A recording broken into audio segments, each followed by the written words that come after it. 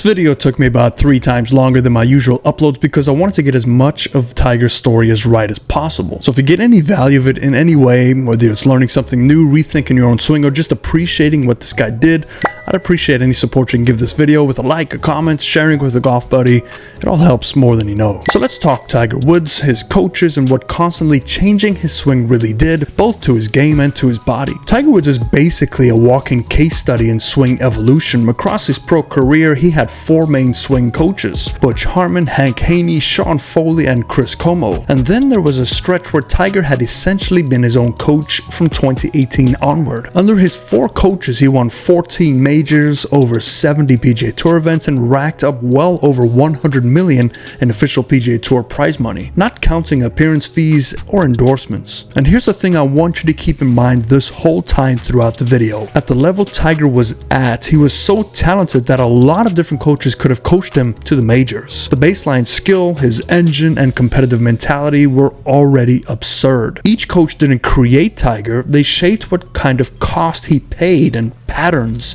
dispersion, long-term body stress, and how fragile or robust his motion became. Tiger has also had an extreme thirst for knowledge. He absorbs everything a coach has, squeezes the information completely dry, and as soon as he feels like he's saturated that system, he moves on to find more. And that's a huge part of why he kept changing, even when he was dominating. And one more reality check that golfers really don't like to hear: great players are usually not great coaches, and great coaches are usually not great players. There are some exceptions, but in general, the guys who can do it at a world-class speed often can't explain it in a way the average body and nervous system can reproduce. Tiger is the ultimate example of a player whose normal is everyone else's science experiment. So let's go by the era. So the Butch Harmon era from 1996 to mid-2002, and we'll dub this from raw chaos to the Tiger Slam. So when Tiger turned pro in 1996, he brought in the version of his swing most people remember from his early days. Huge high-handed backswing with the club often crossing the line at the top. Massive lower body drive through the ball, the famous stuck pattern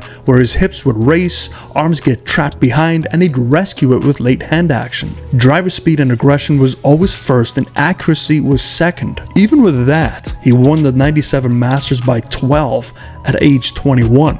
Then immediately told Butch Harmon he wanted a total rebuild and not just minor tweaks. So what did Harmon change? Well, Harmon's changes were evolutionary and not gimmicky. He shortened the backswing. There was less across the line, more controlled top of backswing position, and there was more width and structure. The club was more out in front of him, arms and body working together so the club didn't get buried behind him. And Butch worked hard to stop the hips from outracing the arms as much, trying to reduce that stuck block right pattern that had always haunted Tiger. And mechanically, you can see the difference. It's a more compact, loaded position when you compare it to his earlier days. The shaft was more on plane with less violent rerouting, and a driver motion that still launches rockets but with more predictable start lines. And if we just look at the 99 to 02 peak Butch era Tiger, the stats, they're pretty ridiculous. In 1999, greens in regulation 71.4%, fairways 71.3%, driver distance 293, scoring average 68.4, and over 6.6 million in prize money. The 2000 series, the Tiger Slam season, greens hit 75.2%, fairways hit 71.2, driver distance 298, and this is 25 years ago. Putting average was 1.7 putts per hole, scoring average 67.8, and over 9 million in official PGA Tour earnings.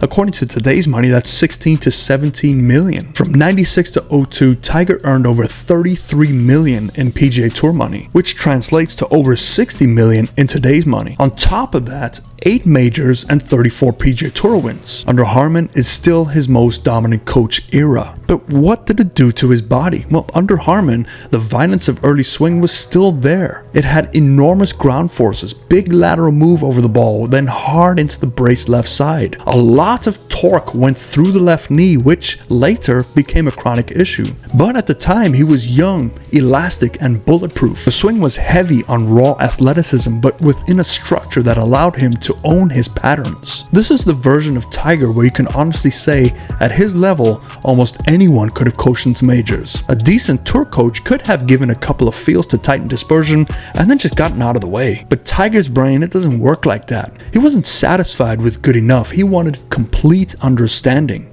So he switched. We're now into the Haney era from 04 to 2010.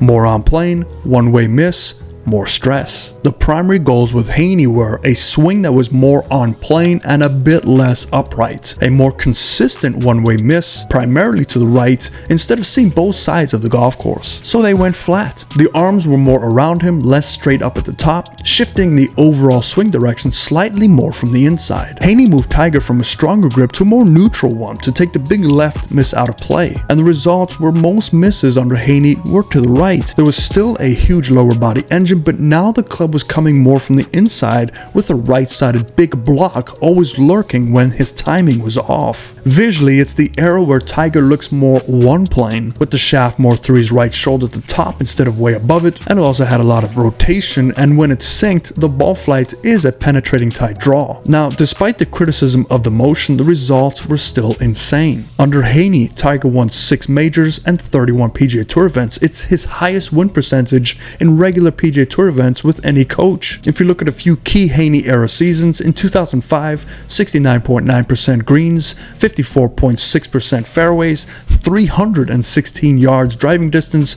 putting average was still at 1.7, and money was 10.6 million in official earnings. The stats kept getting better in 2006 and 2007, with the highest stats coming in 2006, 74.2% greens, 60.7 fairways, driving distance 306, and money just under 10 million. From 2004 to 2010, Tiger earned 54 million, and if you look at it for today's money, it's roughly 90 to 95 million dollars. Now mechanically, it's fair to say he gave up some driving distance relative to peak Harmon numbers, but he still gained huge value in distance plus control over his preferred miss, and the scoring still stayed elite. But there was still some body cost in the Haney era. There was huge rotational speed, plenty of side bend and sheer force through the spine, residual load on the left knee from years of bracing and snapping into impact. This is also where overuse injuries started piling up more clearly. Knee issues, early back problems, and the beginning of long-term wear and tear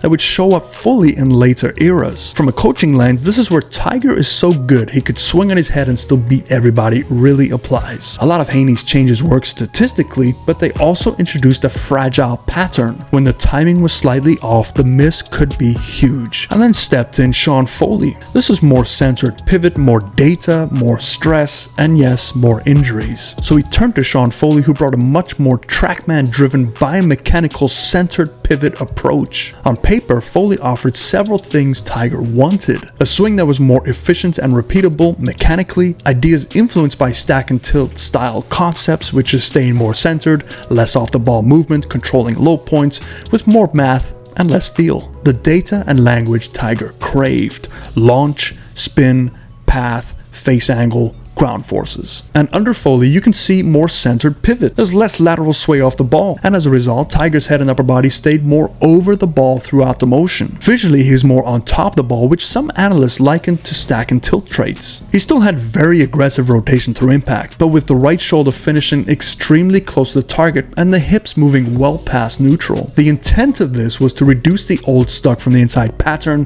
control the club's low point better, and pair that with modern, data-driven approach to shot making. But it is to be noted, in 2013 under Foley, he had a 5-win season and regained world number 1. So statistically, especially in 2012 to 2013, he was still one of the best ball strikers and scorers on the planet. But what did it do to his body? Well, here's where the knowledge saturation versus body cost pattern really shows. The more centered left bias motion with aggressive rotation created significant compression forces on his spine. Foley's pattern had Tiger rotating with his hips well past neutral and his right shoulder very close to the target, a motion many flagged as potentially tough on the back and hips long term. And during this time, Tiger's back issues escalated. He dealt with multiple back spasms and ultimately needed surgery in 2014. Tiger later himself said that when they split in 2014 that he physically just wasn't able to do some of the things that we wanted to do in the golf swing, which is a pretty direct admission that the plan and body were no longer capable. So you have high win counts in regular events, no majors, statistically solid ball striking and putting,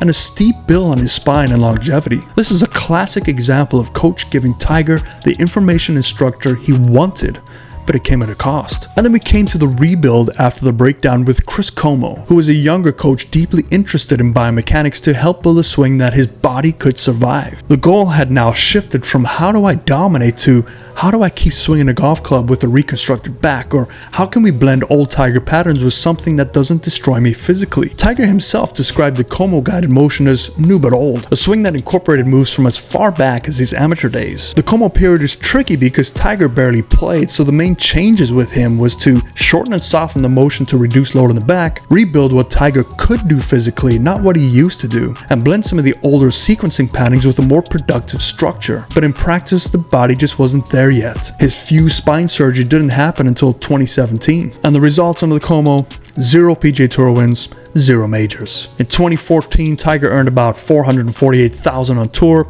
and then essentially nothing from 2015 and 2016 due to not playing full seasons. When you pair that with the start of the 2017-2018 season, where he was transitioning away from Como and towards being self-coached, you're looking at around $5 to $6 million that can reasonably be attached to the Como window. And on December 2017, Tiger announced that he was ending his former relationship with Como and coaching himself, relying on his own feels and what he'd learned over the previous years. And Tiger actually won a major coaching himself. He was basically a new player with an old brain. He has a spine fused at L5 through S1, a body with major trauma from the 2021 car accident, and a mind that has worked inside 4 different high-level coaching frameworks. And if you watch him from 2018 to 2019, the swing is shorter and more compact. There's less violent snap into a reverse C-style finish. There's still plenty of rotation, but more moderated. He's picking his spots with speed. So he's drawing from the width and structure from the Harmon era, some of the arm plane elements from Haney, some centered pivots from Foley, and the injury management awareness he and Como had developed. And in 2018-2019,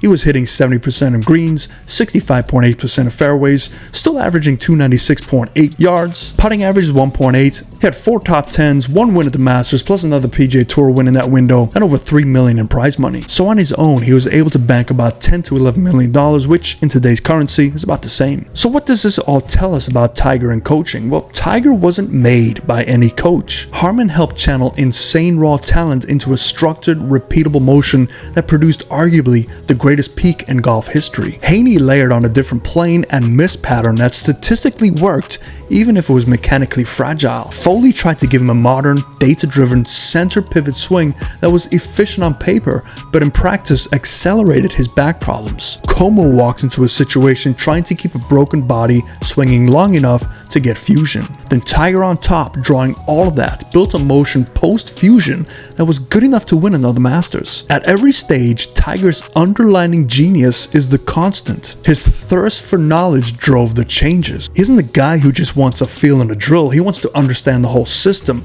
plane, path, tilt, force plates, numbers. He absorbs the coach's entire playbook, tests it in competition at speeds almost no one else can match, and once he feels he's gotten what he came for, he moves on. That's both his superpower and his curse. For a regular golfer, chasing coach after coach and method after method usually just lays compensations on compensations. But for Tiger, it turned it into an evolving career arc with real costs, but also with historic peaks. So if Tiger Woods can win 8 majors with one coach, rebuild his swing, win 6 more with another coach, then rebuild it again, chasing better mechanics at the cost of his body, what does all that say about the average player chasing a new method every offseason? Most golfers don't need forced swing overhauls. They need to understand their own body, their own natural patterns, and their own cause and effect, and then build around that instead of constantly replacing it. And that's really the bottom line here. Tiger's coaching history isn't just a story about technique, it's a story about obsession, curiosity, and the price of endlessly chasing better when you're already the best. Hope that helps you, everybody. Let me know in the comments who you want me to do below. Other than that, fairways and greens.